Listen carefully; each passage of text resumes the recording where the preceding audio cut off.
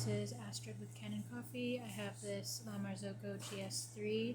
We did a 12-month PM on the machine, so that means we descaled the boilers and replaced all the valves, and also replaced the valve in the group head here, which is the conical MP valve. Put a new screen and gasket here in the group head, and that's about it. So I'm just going to pull a shot, show you the machine's working.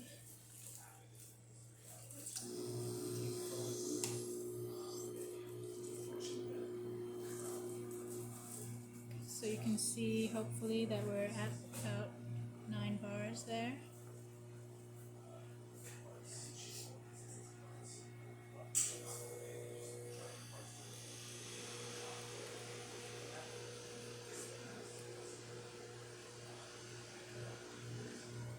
Let's just stop it here at 27 seconds. So there's that.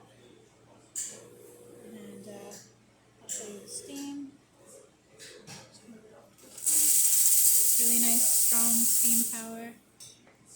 And that's about it for this video. So if you like this video, please subscribe to the channel and hit the like button. Thanks for watching.